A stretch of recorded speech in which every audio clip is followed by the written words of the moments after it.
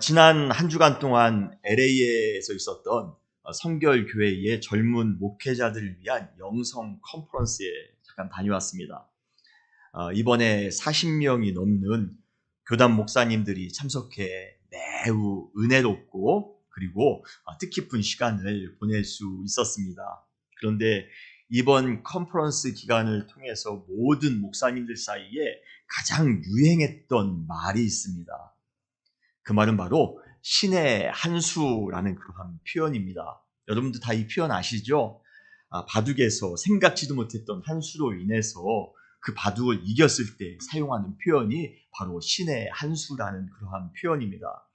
그런데 중요한 것은 이 신의 한 수라는 이 말을 유행시킨 사람이 누구냐 하는 것입니다. 여러분 누굴까요? 예, 바로 그 유명한 나용호 목사입니다. 예, 아멘 한번 해주세요. 예. 사실 지난 팬데믹 기간 동안 개인적으로 가장 힘들었던 부분은 혹시 도태되는 것은 아닐까 하는 두려움입니다. 아니면 나의 가치가 평가절하되는 것은 아닐까 하는 두려움이었습니다. 철과 철이 부딪혀야지만이 날카로워지는 법인데요. 팬데믹 기간 동안에 많은 목사님들과의 관계와 교류가 제한되고 저 혼자만 고립된 사역을 하면서 가끔 그런 생각을 했습니다. 나는 지금 잘하고 있는 중일까? 우리는 지금 올바른 방향으로 가고 있는 것일까? 나는 지금 영적으로 성숙하고 있는 것일까? 스스로 질문할 때마다 항상 저는 부정적인 생각이 먼저 들었습니다. 그러다 보니 사람들을 만날 때마다 실수할까 아니면 제 부족함이 드러날까 괜히 위축되기도 하고요. 또 서툴기도 한 내 자신을 발견할 때가 참 많이 있었습니다.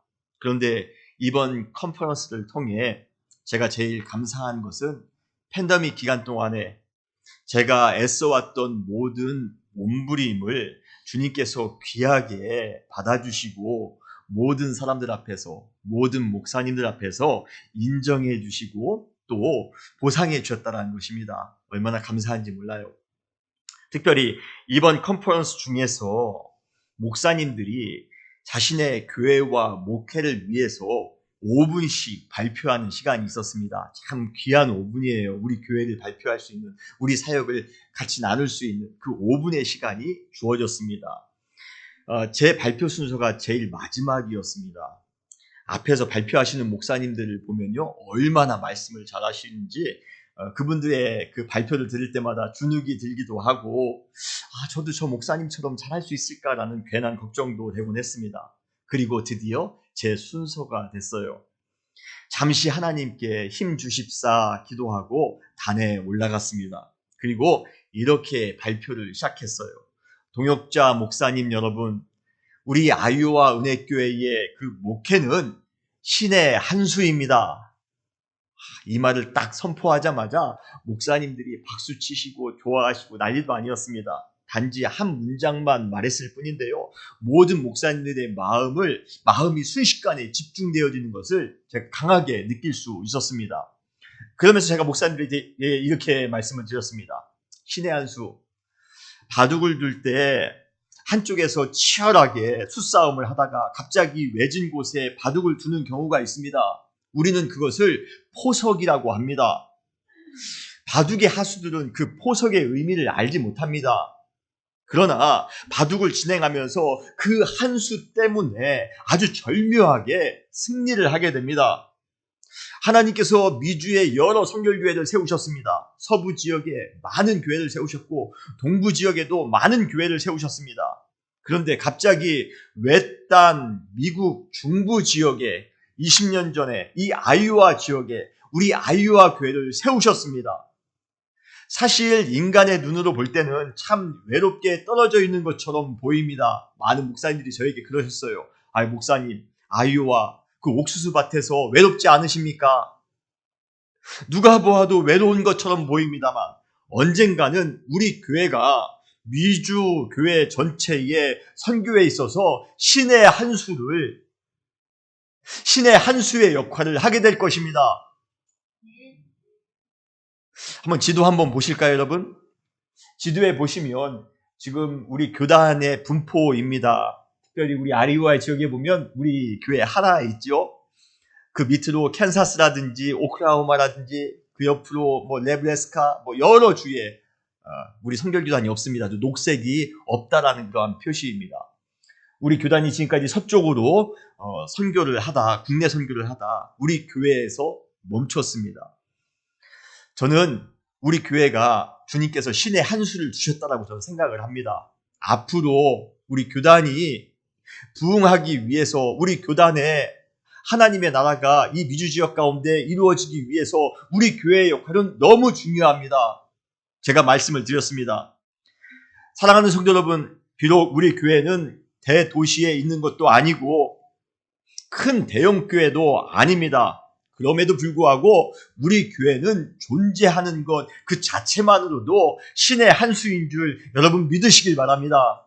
분명히 하나님께서는 우리 교회를 통해서 크게 역사하실 것이에요. 우리 교회는 밭에 감추어진 보석과 같은 교회로 언젠가는 그 진가가 드러나게 될 것입니다. 그리고 아무리 산속 깊은 곳에 위치한 교회라 할지라도 그 교회가 세상에 비칠진데 결코 숨겨지지 않고 드러나게 될 것입니다. 이것이 바로 우리 은혜교회입니다. 이것이 바로 우리 은혜교회의 비전이며 우리 은혜교회의 사명입니다. 저는 이러한 사실을 이번 컨퍼런스를 통해서 확신했고 수많은 목사님들에게 전파했습니다. 소개했습니다. 여러분, 우리 은혜교회 저력이 있는 교회임을 여러분 믿으시길 바랍니다. 신의 한 수가 되는 교회임을 믿으시길 바랍니다. 여러분, 우리를 스스로 평가절하하지 마시기 바랍니다. 분명히 하나님께서는 우리 아이유와 교회를 통해서 크게 역사하실 것입니다. 그런데 그러한 교회가 그냥 저절로 되는 것이 아닙니다. 우리에게 한 가지 반드시 필요한 것이 있습니다. 그것이 무엇입니까? 바로 우리 교회에 은혜가 있어야 됩니다. 은혜가 넘쳐야 됩니다. 우리의 노력이나 우리의 열심이나 우리의 가진 것, 우리의 힘으로 교회가 부흥하거나 우리 개인이 회복하는 것 아닙니다. 여러분, 은혜가 필요합니다. 은혜로만 가능합니다. 은혜가 있어야지 교회가 부흥할 수 있으며 은혜가 있어야지만 여러분 가정이 행복해질 수 있고 은혜가 있어야지만 여러분 한 분 한 분이 믿음으로 살아갈 수가 있습니다. 사실 저는 이번 컨퍼런스를 통해서 가장 좋았던 것은 물론 하나님께서 저와 우리 은혜교회를 많은 목사님들 앞에서 세워주신 그것도 참 좋았습니다만 가장 좋았던 것은 저에게 은혜를 부어주신 것입니다. 저는 이번 컨퍼런스에서 왜 이렇게 은혜가 됐는지 몰라요. 매 순간순간마다 하나님이 저에게 큰 은혜로 함께 하셨습니다. 사랑하는 성도 여러분, 우리가 가장 행복해지는 법, 돈 많이 버는 것 아닙니다. 좋은 집 사는 것 아닙니다. 우리 자녀가 잘 되는 것 아닙니다.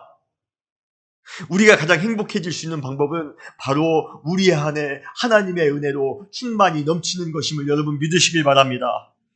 주님께서 우리에게 주시는 그 은혜가 넘치는 사람은 매 순간 기쁨과 감사함 가운데 살아가게 될 것이에요. 여러분, 세상에 조금 없으면 어떻습니까?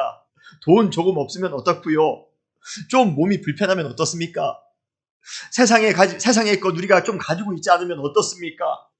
은혜가 있는 사람은 어떠한 상황 속에서도 승리하며 기쁨 가운데 살아가게 될 것이라 믿습니다. 하나님의 은혜가 우리 모든 사랑하는 성도님들의 삶 가운데 우리 은혜교회 가운데 충만히 넘치는 그러한 놀라운 은혜의 교회, 은혜의 가정 되시기를 주님의 이름으로 축원합니다. 그래서 우리 은혜교회 이름이 은혜교회인 것입니다. 우리 은혜교회에 은혜가 없다면 이거는 정말 큰 문제입니다. 그러나 우리 은혜교회는 은혜가 넘칠 줄 믿습니다. 그렇다면 은혜가 있어야 된다고 했을 때 이 은혜는 무엇을 의미합니까? 우리가 무엇이 있을 때 은혜가 있는 것입니까? 오늘 본문 로마서 8장 31절 전반에 보면 이러한 말씀이 나옵니다. 그런즉 이 일에 대하여 우리가 무슨 말을 하리요? 이 구절에 나오는 이 일이 무엇인지를 우리가 아는 것은 매우 중요합니다. 이 일이 무엇입니까? 앞에 있는 무슨 일을 받는 그러한 단어일 것입니다.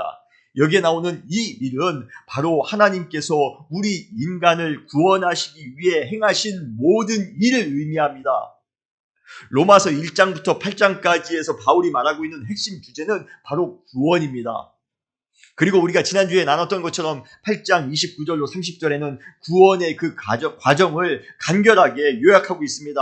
하나님께서 미리 아신 자들을 미리 정하셨고, 그리고 부르셨고, 그리고 의롭게 하셨고, 그리고 영화롭게 하셨다라고 말씀하고 있습니다.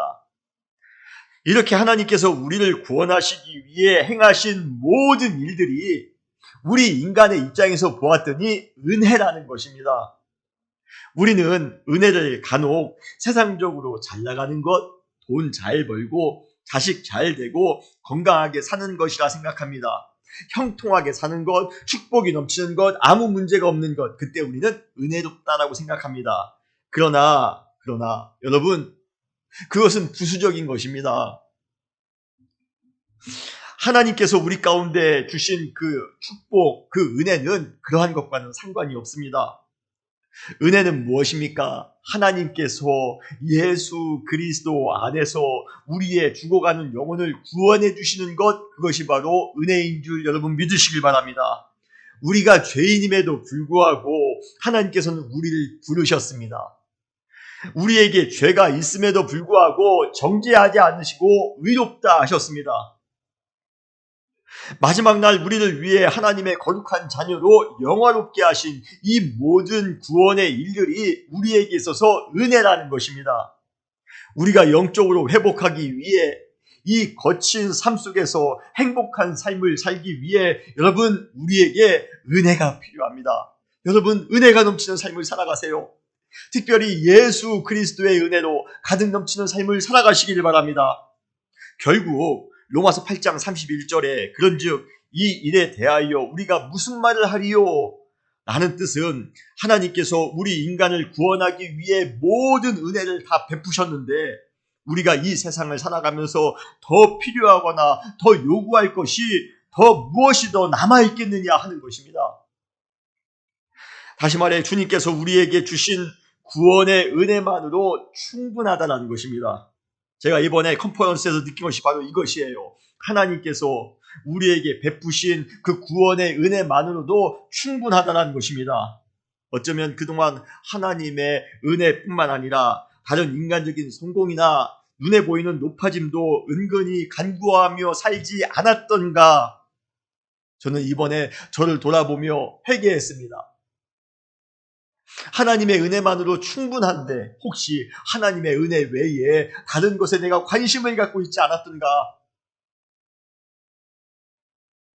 사랑하는 성도 여러분, 구원의 은혜 이거 하나만으로 충분한 줄 여러분 믿으시길 바랍니다. 그 은혜에 집중해서 살아갈 때 우리는 우리의 모든 문제를 극복할 수 있습니다. 그리고 기쁨으로 어떠한 상황 가운데에도 승리하며 살아갈 수 있는 것입니다. 만일 구원의 은혜 외에 다른 것을 추구한다면 그것이 오히려 우리의 신앙의 걸림돌이 될 것입니다. 만약에 우리 마음에 아직도 구원의 은혜가 부족한 분들이 계시다면 여러분 기도하시기 바랍니다. 주님, 저희에게 구원의 은혜를 허락해 주시기 바랍니다. 여러분, 지금까지 8주 동안 우리가 뉴 비기닝 로마서 8장을 우리가 함께 나누었습니다. 여러분, 우리에게 구원의 은혜가 부족하다면 다시 한번 설교를 들으시기 바라요. 그때 하나님께서 말할 수 없는 은혜로 여러분들의 삶 가운데, 여러분의 신앙 가운데, 여러분의 영혼 가운데 부어주실 줄 믿습니다. 충만한 은혜가 필요합니다. 오늘 본문 로마서 8장 31절로 39절은 구원의 은혜를 가지고 사는 성도들에게 주어지는 값진 축복에 대해서 선언하고 있습니다. 그 값진 축복이 무엇입니까? 바로 승리입니다. 승리입니다. 사실 그냥 특별한 설명 없이도 이 구절을 읽는 것만으로도 우리의 영혼의 승리의 기쁨이 가득 넘침을 믿습니다. 우리가 아까 성경 봉독할 때 여러분 그러한 기쁨을 느끼셨나요? 이 구절에 보면 바울은 5번에 걸쳐서 수사적 의문문을 사용하고 있습니다. 수사적 의문문은 정답을 알기 위해, 정답을 모르기 때문에 정답을 알기 위해 하는 그러한 질문이 아니라 모두가 이미 명확하게 알고 있는 질문인데요. 정답인데요. 그 정답을 강조하기 위해 사용하고 있는 질문이 바로 이러한 수사적 의문문입니다. 그런데 오늘 본문에 보면 수사적 의문문을 계속해서 반복해서 5번에 걸쳐 사용하고 있습니다. 첫 번째 질문은 무엇입니까? 로마서 8장 31절 후반절에 나옵니다. 만일 하나님이 우리를 위하시면 누가 우리를 대적하리요? 누가 대적할 수 있을까? 그 누구를 물어보는 것이 아니라 대적할 사람이 없다라는 것을 강조하는 수사적 의문문입니다.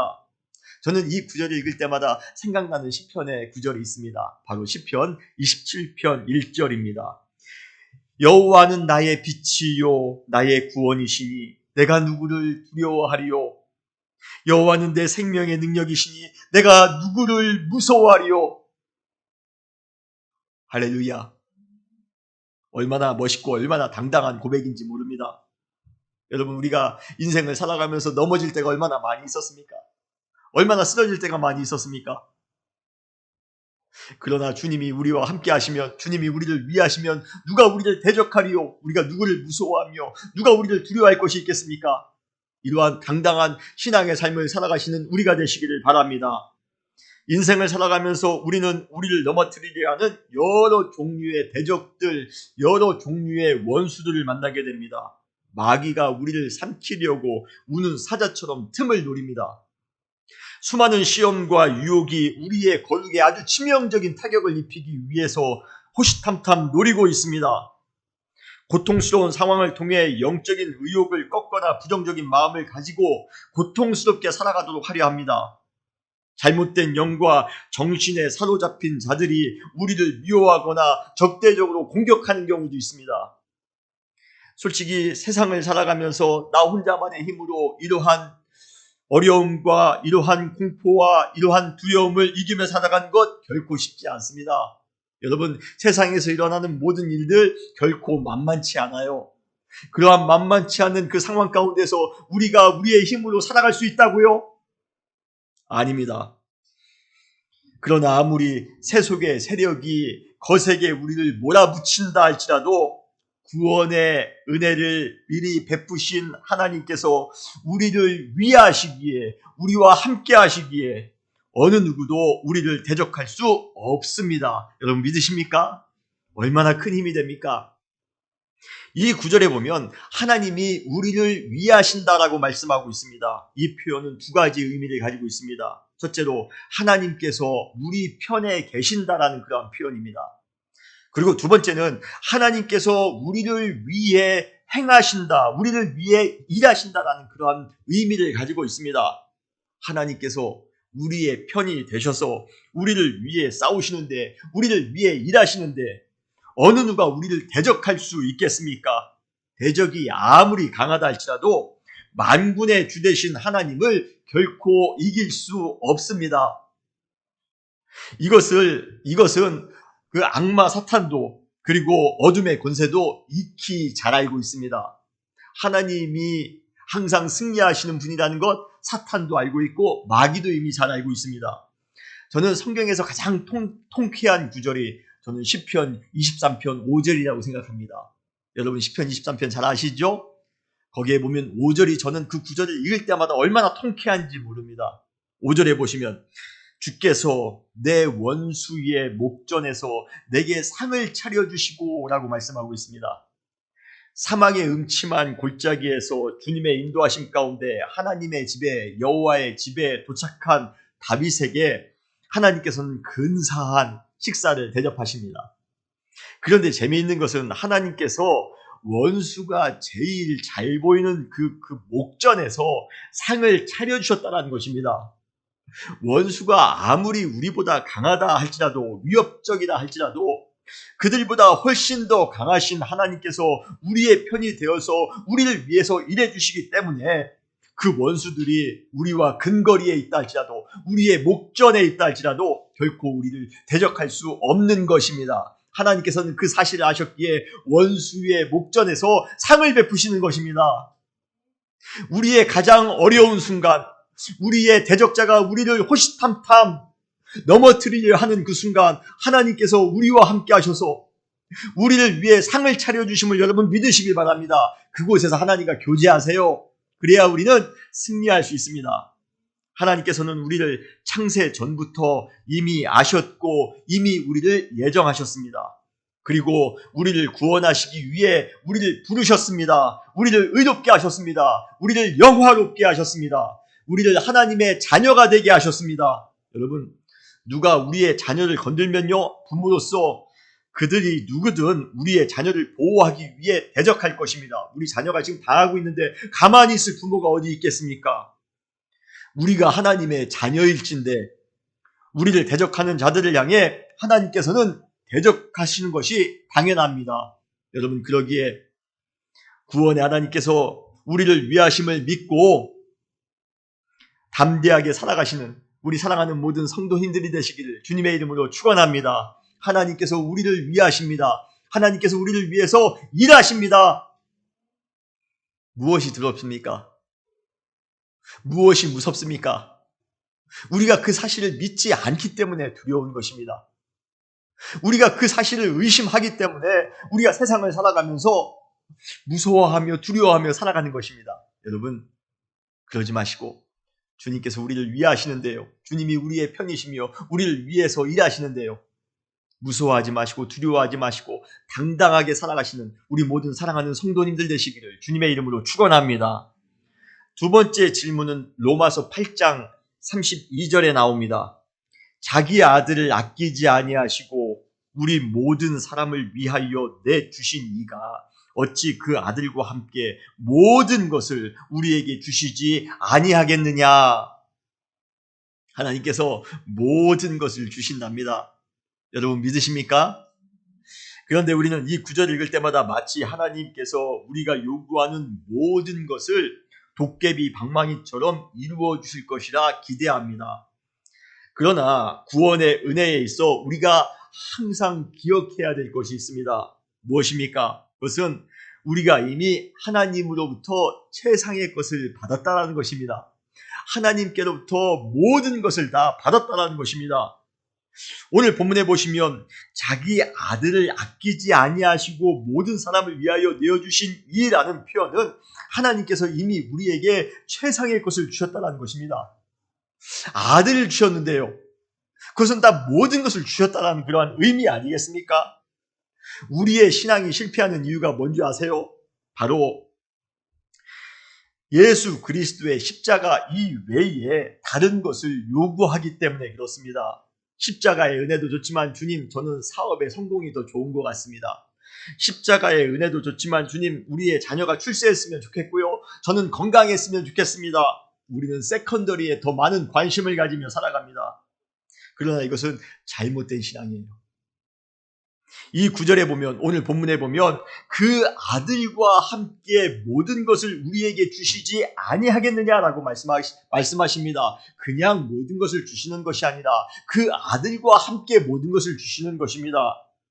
그러므로 여기에 나오는 모든 것은 우리가 원하는 모든 것이 아닙니다. 우리가 원하는 좋은 집, 좋은 차, 정말 밸류 있는 그러한 삶, 그러한 것이 이 모든 것에 포함되어 있는 것이 아닙니다. 여기에 나오는 모든 것은 예수 그리스도의 믿음과 은혜를 더욱더 충만하게 느끼도록 하기 위해 필요한 모든 것입니다. 우리가 하나님의 사명을 감당하기 위해 필요한 모든 것입니다. 우리가 구원의 은혜 가운데 살도록 하기 위해 필요한 모든 것입니다. 하나님께서는 우리에게 영적 유익이 되는 것이라면 모든 것을 다 제공해 주실 것입니다. 우리가 복음 안에서 살도록 하기 위해, 우리가 주님의 사명을 감당하며 살도록 하기 위해, 풍성한 주님의 은혜에 따라 살아가도록 하기 위해, 우리가 교회에서 봉사하며 살아가도록 하기 위해, 우리가 이 지역에 있는 어려운 사람을 섬기며 살아가도록 하기 위해 하나님께서는 우리에게 필요한 모든 것을 공급해 주실 것이에요. 여러분 믿으십니까? 누가복음 11장 13절에 보면 너희가 악할지라도 좋은 것을 자식에게 줄 줄 알거든 하물며 너희 하늘 아버지께서 구하는 자에게 성령을 주시지 않겠느냐. 정말 큰 은혜가 되는 구절이 아닐 수 없습니다. 하나님은 우리에게 모든 것을 주실 뿐만 아니라 모든 것을 주실 수 있는, 모든 것을 다 이루실 수 있는 능력의 주인 성령님까지 우리에게 주신다는 것입니다. 제가 언젠가 이 구절을 설명하면서 말씀을 드렸죠. 우리는 자동차를 원하는데 하나님은 자동차 회사를 주시는 분이라고 제가 말씀을 드렸습니다. 우리는 모든 것을 원하지만 하나님께서는 우리에게 모든 것을 행하시는 성령님을 주시는 줄 여러분 믿으시길 바랍니다. 사랑하는 성도 여러분, 우리가 은혜 안에서 살아갈 수 있도록, 그리고 매일 구원의 감격 가운데 살아갈 수 있도록 모든 것을 예수 그리스도와 함께 공급해 주심을 믿고 그 은혜 가운데 살아가시는 우리 모든 사랑하는 성도님들 되시기를 주님의 이름으로 축원합니다. 세 번째, 네 번째 질문입니다. 비슷한 유의 질문이기 때문에 한 번에 묶어서 여러분들에게 말씀을 드립니다. 세 번째, 네 번째 질문은 로마서 8장 33절로 34절에 나옵니다. 누가 능히 하나님께서 택하신 자들을 고발하리요? 고발할 사람 없다는 것입니다. 의롭다 하시는 이는 하나님이시니 누가 정죄하리요? 정죄할 사람 없다는 것입니다. 죽으실 뿐 아니라 다시 살아나신 이는 그리스도 예수시니 그는 하나님의 우편에 계신 자요 우리를 위하여 간구하시는 자신이라 라고 말씀하고 있습니다. 이 질문은 법정에서 우리를 공격하는 원수들을 향해 단호하게 변호하고 있는 장면을 연상하도록 합니다. 원수들이 우리 인간을 고발하기 위해 우리에 대한 조사를 이미 철저하게 마친 것 같습니다. 그런데 이 원수들이, 우리의 대적자들이 우리에 대해서 이렇게 고발할 수 있는 이유가 있습니다. 그 이유는 무엇입니까? 바로 우리에 대해서 너무 잘 알고 있기 때문에 그렇습니다. 그리고 그들은 우리가 왜 죄를 지었습니까? 그들의 그 음모로 인해 우리가 죄를 지은 것 아니겠습니까? 그들의 유혹으로 인해 우리가 죄를 지었기 때문에 그들은 우리의 죄를 잘 알고 있고 그래서 우리의 죄를 가지고 고발하려고 하는 것입니다. 과거 어두웠던 시절에 그 정보부 요원이 음모를 꾸며 어떤 사람에게 죄를 뒤집어 씌운 후에 그를 고발했던 것, 여러분 그러한 어두운 역사가 있지 않습니까? 사탄이 하는 짓, 마귀가 하는 짓이 그것과 똑같습니다. 우리가 죄를 짓도록 한 이후에 우리를 고발한다는 것입니다. 그러나 원수들이 우리를 고발한다 할지라도, 우리를 정죄하려 한다 할지라도 소용이 없습니다. 왜 그렇습니까? 하나님께서는 그 고발을 받아주시지도 않을 뿐만 아니라 결코 우리를 정죄하지도 않으시기 때문입니다. 그렇다면 그 이유가 무엇 때문입니까? 왜 하나님은 우리를 정죄하지 않으시고 우리가 분명히 죄가 있는데도 불구하고 수많은 원수들이 우리를 고발했는데도 불구하고 왜 우리를 그 고발을 받아주시지도 않고 왜 우리를 정죄하지도 않으시는가 말입니다. 그 이유는 바로 우리를 택하셨기 때문에 그렇습니다. 우리를 선택하셨기 때문에 그렇습니다. 하나님의 자녀로, 하나님의 거룩한 백성으로 하나님께서는 우리를 선택해 주셨습니다. 그렇다면 우리를 선택한 근거가 무엇이냐는 것입니다. 우리가 잘해서입니까? 우리가 능력이 있어서입니까? 우리가 하나님의 기준에 잘 맞는 그러한 삶을 살아왔기 때문에 그렇습니까? 아니더라는 것입니다. 그 근거는 무엇입니까? 바로 예수 그리스도 때문에 그렇습니다. 오늘 로마서 8장 34절에 보면 예수님께서 우리를 구원하시기 위해 행하셨던 네 가지의 사건을 지금 소개하고 있습니다. 사역을 지금 나열하고 있습니다. 십자가에서 죽으셨고 다시 살아나셨으며 하나님의 우편에 계시고 우리를 위해 하나님께 간구하신다는 것입니다. 그래서 우리는 그 예수 그리스도의 은혜로 말미암아 우리는 구원을 받을 수가 있게 된 것이에요. 결국 우리 때문이 아니었습니다. 예수님 때문에 우리는 명백한 죄인이었는데도 불구하고 우리는 연약한 자였고 하나님과 원수된 자였는데도 불구하고 대적자들의 고발에도 불구하고 하나님께서는 그 고발을 받아주시지도 않고 그들이 정죄할지라도 하나님께서는 결코 우리를 정죄하지 않으셨던 것입니다. 우리는 이제 로마서 8장을 거의 마쳐가고 있습니다. 로마서 8장의 가장 큰 주제는 무엇입니까? 구원에 있어 핵심은 무엇입니까? 바로 예수 그리스도 안에서는 결코 정죄함이 없다는 것입니다. 우리는 예수 그리스도 안에서 자유할 수 있다는 것입니다. 그러기에 이제부터 우리는 죄에 대해서 자유할 수 있습니다. 이제 우리는 그리스도 예수 안에서 진정한 영적 자유자로 하나님을 아빠, 아버지라 부르며 나아갈 수 있게 되었습니다. 이제 우리는 하나님의 자녀가 되었으며 하나님의 나라의 영원한 상속자가 될 수 있게 된 것입니다. 그리고 하나님께서는 우리를 의롭다 칭해 주시고 그리고 장차 우리를 영화롭게 해 주실 것입니다. 이 모든 구원의 은혜가 어떻게 가능합니까? 바로 예수 그리스도의 사랑 때문에 가능했다는 것입니다. 사랑하는 성도 여러분, 우리가 구원받을 수 있었던 이유, 바로 예수 그리스도의 사랑 때문인 줄 여러분 믿으시길 바랍니다. 우리가 의롭지 못했는데도 불구하고 하나님은 우리를 결코 정죄하지 않으셨습니다. 우리를 죄에서 구원해 주셨습니다. 그것으로 끝난 것이 아니라 우리를 자녀 삼아 주셨습니다. 하나님의 백성 삼아 주셨습니다. 얼마나 그 은혜가 큽니까? 그런데 그 모든 근거가 바로 예수 그리스도의 사랑 때문이었다는 것입니다. 그 사실을 우리가 알게 되었다면 우리는 이렇게 고백할 수밖에 없습니다. 다섯 번째 질문이에요. 로마서 8장 35절입니다. 누가 우리를 그리스도의 사랑에서 끊으리요?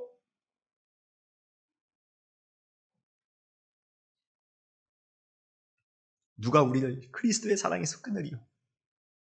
하나님이 우리에게 그 큰 은혜를 주셨는데 십자가에서 죽으시면서까지 우리를 위해서 그 큰 은혜를 베푸셨는데요. 우리가 어찌 그 사랑을 우리의 감정 때문에, 우리의 인간적인 생각 때문에, 우리의 판단 때문에 끊을 수 있겠습니까?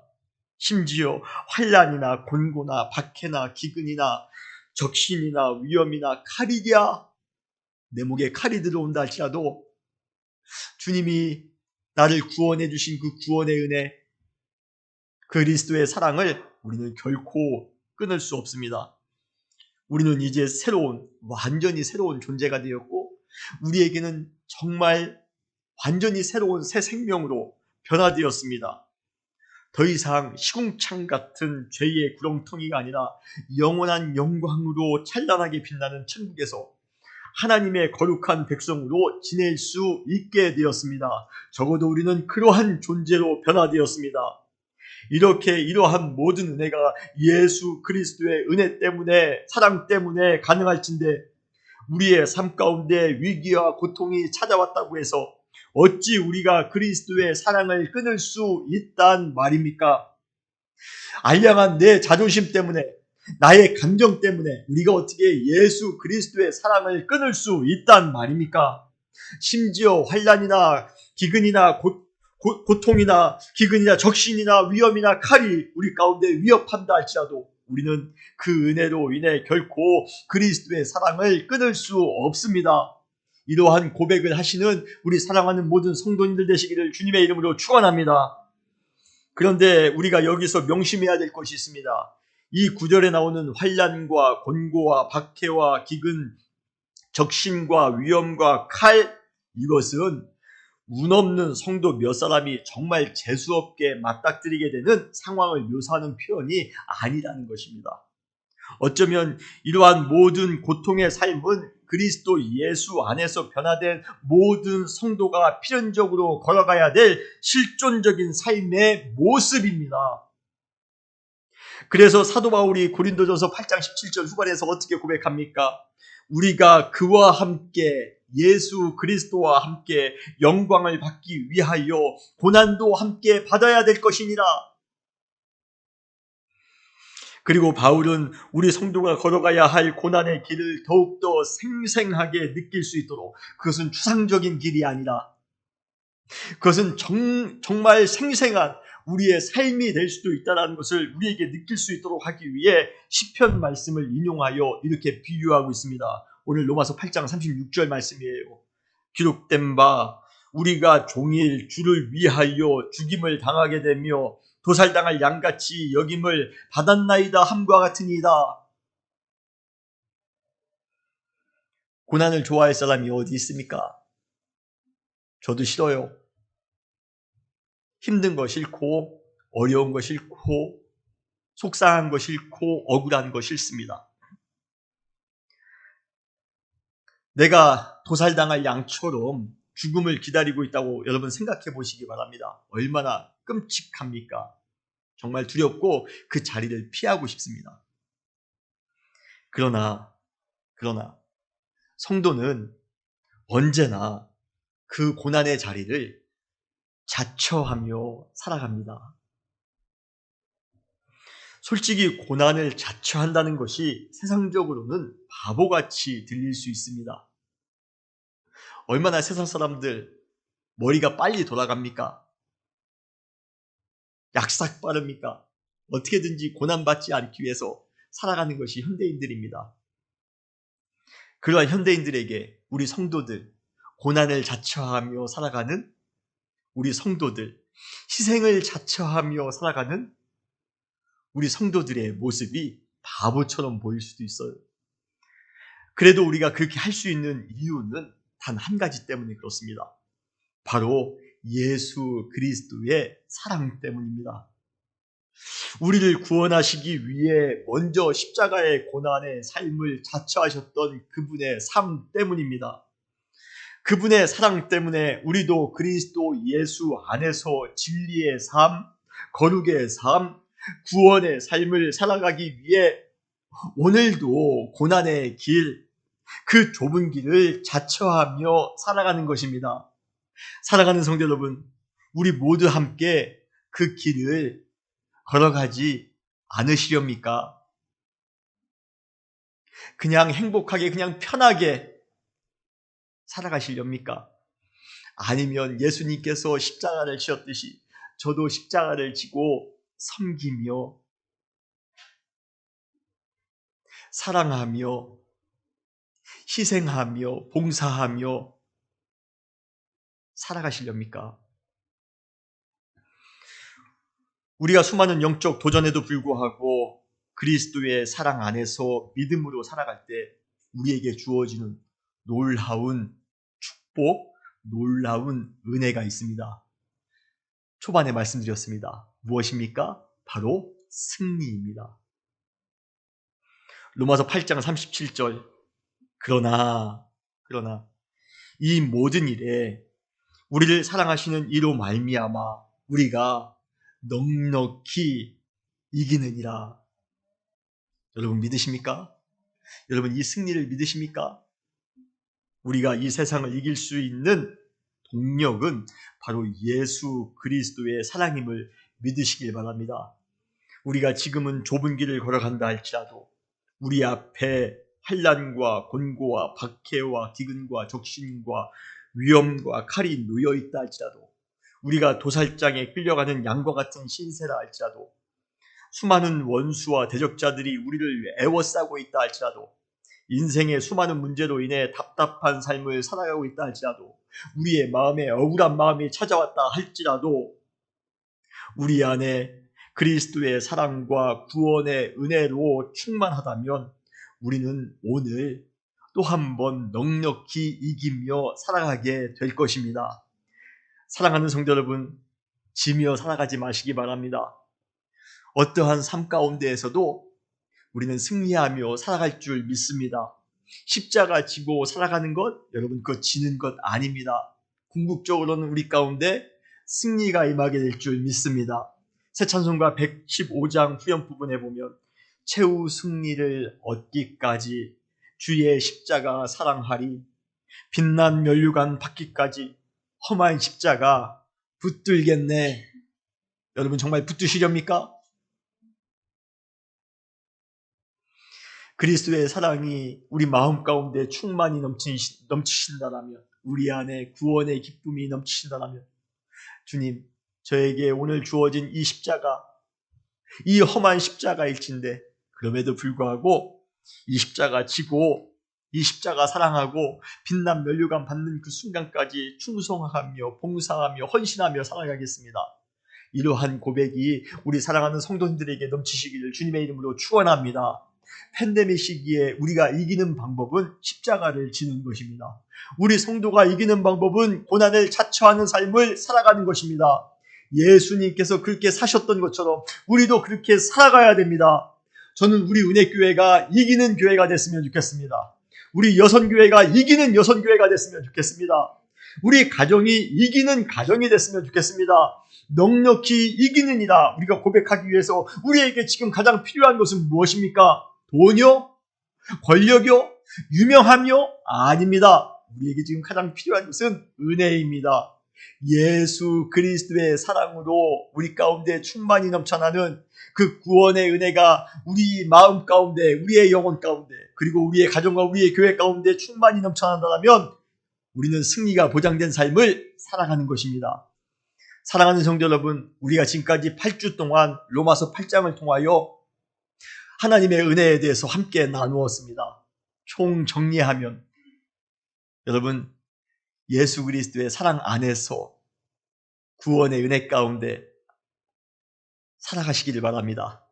그때 우리는 승리하게 될 것입니다.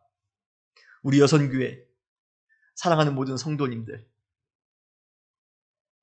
승리하기 위하여 오늘도 또 한 번 주님의 사랑 가운데 믿음으로 나아갈 수 있는 우리 모두가 되시기를 주님의 이름으로 축원합니다. 같이 기도하시겠습니다.